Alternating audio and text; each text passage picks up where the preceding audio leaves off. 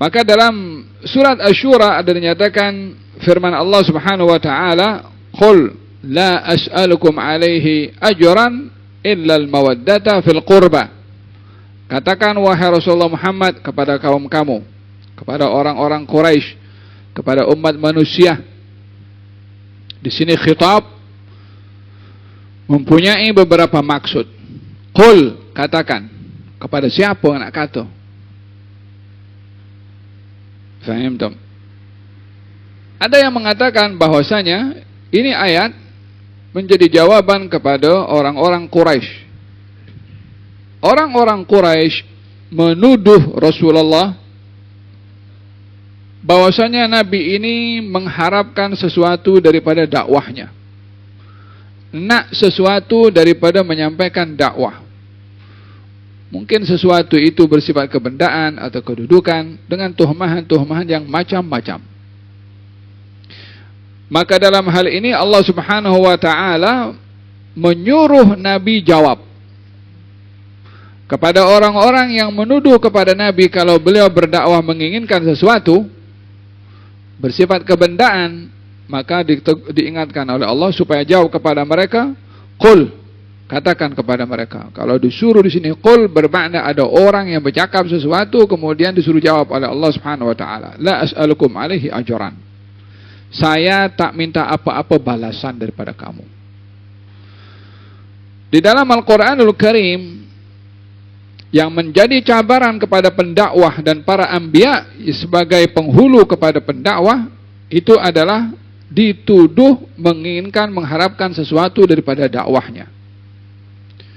Tuduhan menginginkan sesuatu daripada dakwah imma bersifat kebendaan atau pangkat ataupun syahwat.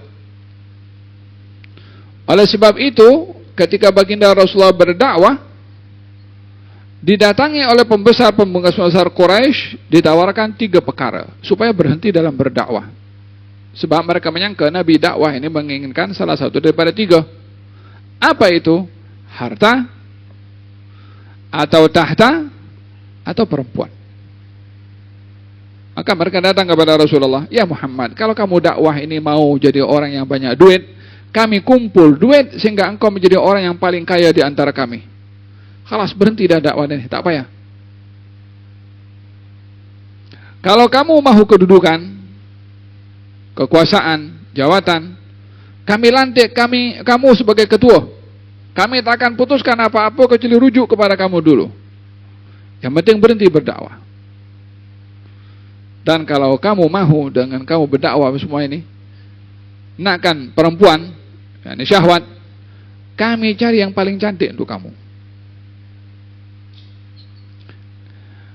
Tawaran ini yang dikedepankan oleh orang-orang Quraisy kepada Rasulullah, tawaran itu berdasarkan dengan apa yang difahami oleh mereka, bahwasanya Nabi berdakwah ini adalah untuk salah satu daripada 3 itu. Oleh sebab itu yang ditawarkan 3, tak ada yang lain.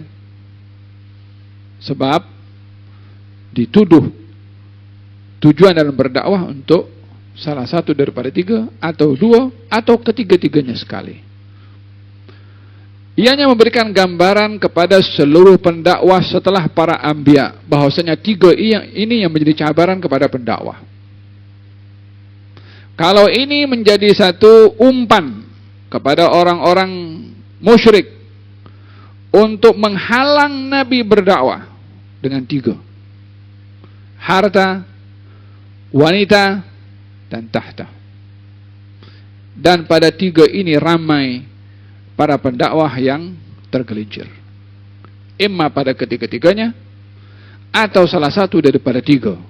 Karena ia menjadi cabaran yang berat. Salah seorang yang hidup di zaman Nabi Musa namanya Bal'am bin Ba'awra. Salah seorang alim, salah seorang yang dia dikenali dengan doa yang mustajab, tapi dia tergelincir karena duit. Sehingga diceritakan oleh Allah di dalam Al-Quranul Karim tentang Bal'am ini yang mendoakan keburukan untuk Nabi Musa. Dah tahu ini Nabi, dah tahu ini Rasul, didoakan kehancuran. semata-mata untuk mendapatkan duit. Fahim tom? Ma turikat ba'di fitnatun asyaddu 'ala rijali minan nisa.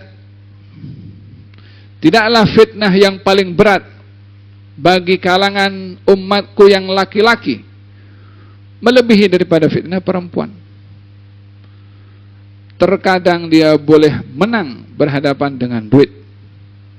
Terkadang dia boleh menang berhadapan dengan jawatan. Sampai kepada syahwat dia boleh kalah. Oleh sebab itu, tawaran orang-orang musyrikin kepada Nabi, duit dulu, pangkat, kemudian perempuan. Faham tom? Ini yang menjadi slogan kepada para anbiya bila menyampaikan dakwah, mengatakan kepada kaumnya, la as'alukum alaihi ajra. Saya tak minta apa-apa daripada kamu. Lalu bagaimana dengan pendakwa-pendakwa yang dia menerima pemberian hadiah? Adakah itu termasuk dia mengharapkan sesuatu daripada apa yang disampaikan?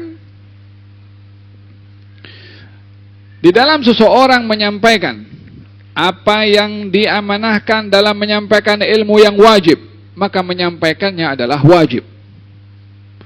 Di dalam menyampaikan yang wajib, yang memberi balasan adalah Allah Subhanahu wa ta'ala. Adapun apa yang ada di dalam hati orang itu, akan niatnya, nawaitunya, antara dia dengan Tuhan. Kita tidak boleh melihat, wih pendakwa ini keretanya bagus ini berapa dia punya rate ini ya.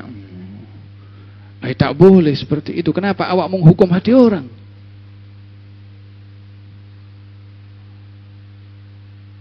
Faham tuh?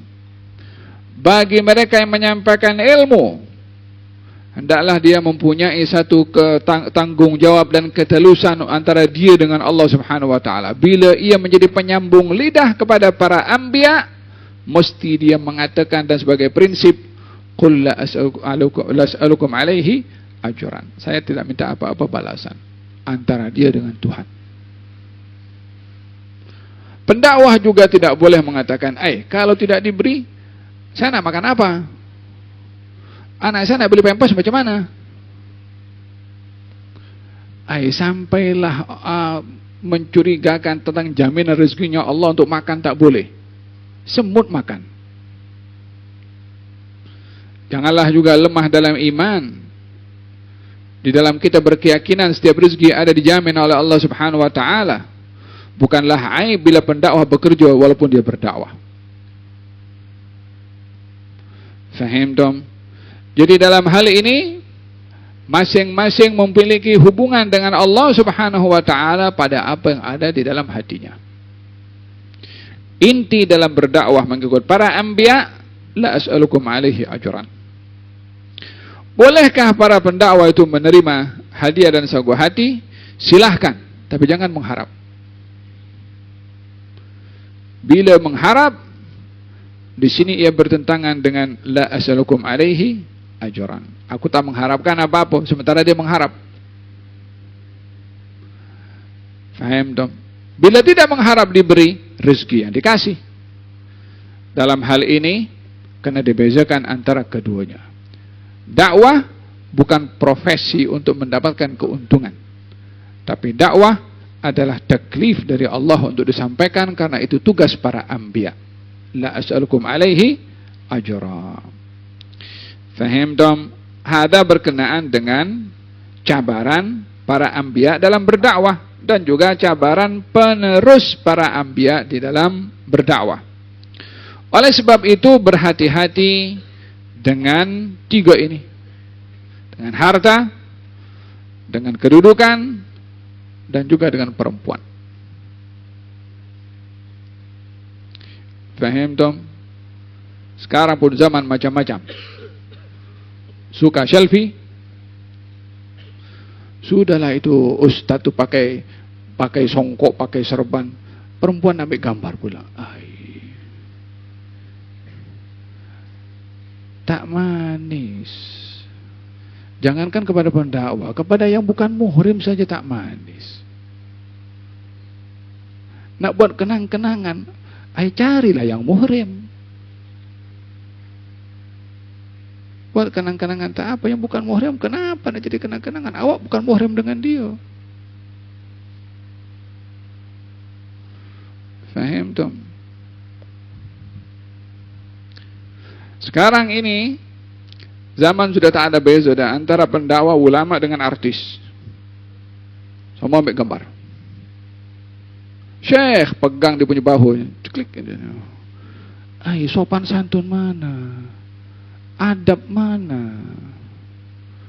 Macam mana nak menempatkan orang itu yang dihormati, disanjung karena ilmunya, macam dengan orang yang ada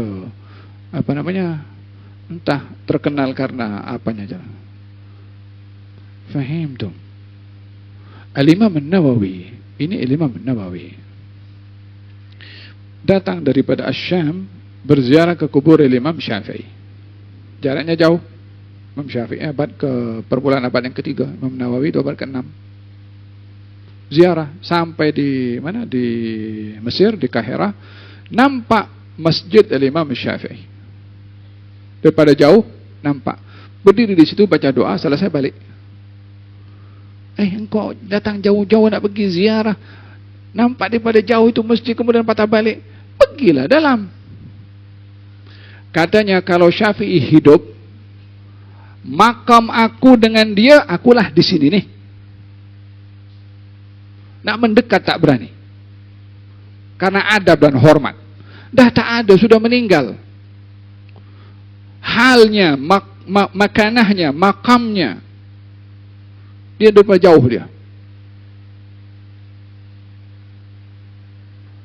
Faham tuh. Kata Imam Syafi'i, kalau Malik ada di hadapan saya, Imam Malik maksudnya, nak buka lembaran buku itu pelan-pelan, karena tak mau mengganggu. Al-Imam Abu Hanifah tidak pernah menghulurkan kakinya ke arah rumah gurunya, padahal ada 3 lorong antara rumah dia dan rumah gurunya.